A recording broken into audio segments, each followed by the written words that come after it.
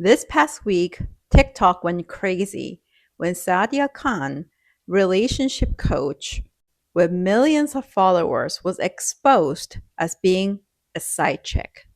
In a released audio recording, Sadia is heard screaming at a man's fiancée that she will come on their wedding day and suck his, sounding extremely defiant and proud to be the side chick.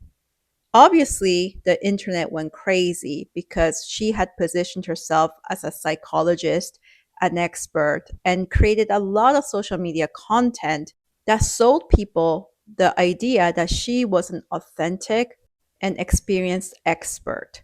Many of these comment sections were full of people who were in disbelief. I never saw this coming. I actually felt like she had such great content. I benefited a lot from her content, etc. The internet seemed to have an awakening moment where they were finally seeing what I've been preaching for years now in my corner, with not many people paying attention to it, that the relationship coaching industry, where women experts are coaching women to become a high value woman to land a high value man, is a cult. Not only it is a cult, it is also preaching and teaching women to fall into the traps of the patriarchy, to become sex workers without even knowing that they're becoming sex workers. They are sex worker trainers.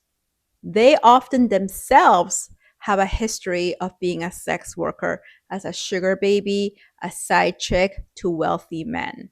This is especially true if you have a woman influencer or a coach who's preaching how to be a high value woman who's made it big in Dubai. She's living a luxurious life. She has a lot of designer items. I have come across Sadia's videos multiple times on TikTok because, as you know, I create content and I tried my best to keep tabs on what's happening.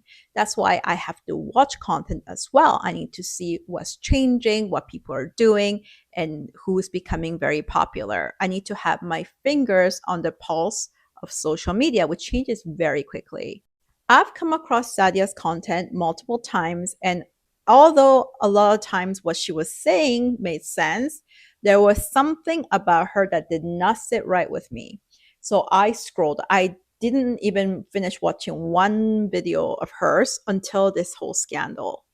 If you are one of those followers who feel very disheartened and you feel like the world is out to scam you because yet another person you trusted is found to be someone very problematic, let me explain to you from the perspective of a content creator.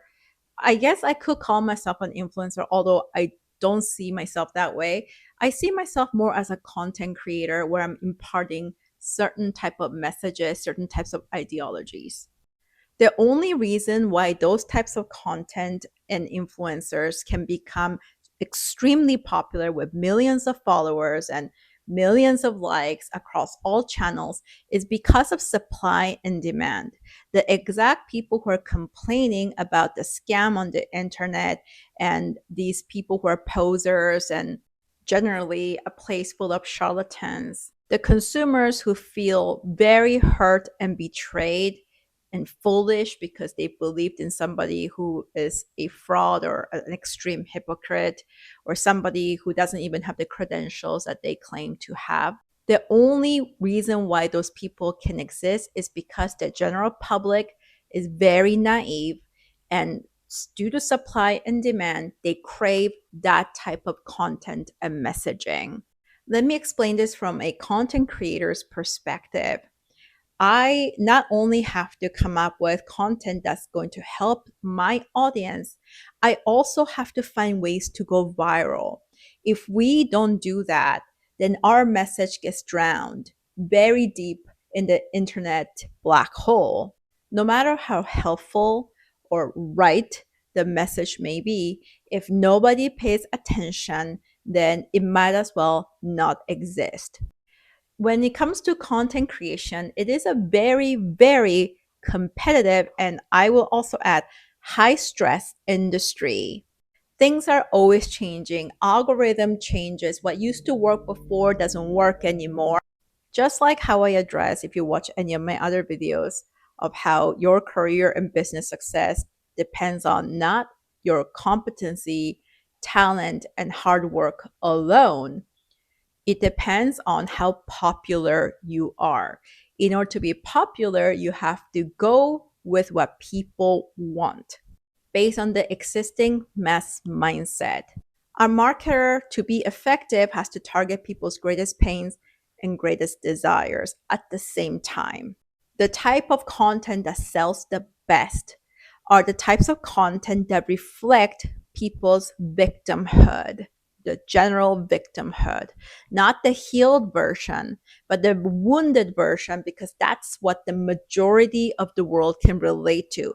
Those types of videos are going to go viral because the more people can relate to, the more people feel activated, not like rage bait, but I call it trauma pimping, where a topic or a type of conversation makes you feel very activated, defiant, makes you feel the anger and sadness of injustice. That feeling combined with an absolute simple solution that can completely make that pain go away, that type of content sells the best. The kind of reductive, culty type of messages and content.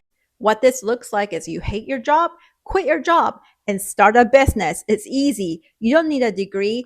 Those people with degrees are nothing. You have to know what it takes to succeed in business, period. You can be completely uneducated and you'll be fine. You see how the message is reflecting the most oppressed groups' pains and problems, because that's going to be the majority of the people in the world. And when they tune in millions and millions of views, these people make tons of money. Not only views, but selling programs, products, etc. Next, create something magical, esoteric. Create your reality without lifting a finger. All you have to do is imagine it. And I'm going to teach the strategies how. Manifestation.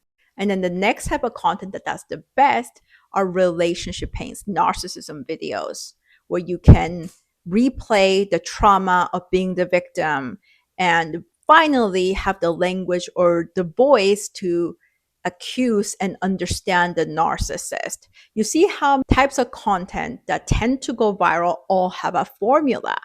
Next, we have the type of women who are targeting women who are so crippled by patriarchal and capitalistic abuse, and also often racist abuse. Women who are so oppressed and underprivileged will tune into the high value woman content, thinking that becoming a high value woman is going to save them completely from the effects of capitalism, patriarchy, and racism, that trauma, family trauma, and financial difficulties too.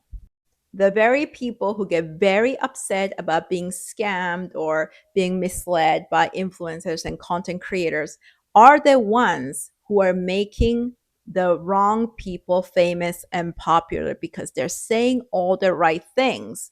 Whatever greater your pain is, you tune into the content, yes, seem to solve the problem with such simplicity, and that is very addictive. Misogyny is a default human condition. So if a woman puts herself out there and talks about misogynistic mistreatment and trauma, women are jealous of you, cut off everyone, you're so perfect, you're actually so talented. And then the same people will tune into tarot card readings that by some random person that come on your For You page. See how much these types of content gives people hope, in addition to triggering their deepest wound and trauma, reopening the wound over and over again. Whenever you see a follower with millions and millions, and that happened very quickly for them, understand that that person is using the biases of capitalism, patriarchy, and racism, and the general public's trauma, in addition to people's wishful thinking, to create a simple problem for all of these very complex systemic pains. The process of becoming the bad bitch is becoming very discerning and wise in your decisions of what you consume. The only way you can learn to prevent scams and manipulation is to understand the game of power and play it quite well too. what you think of this video. Let me know your thoughts.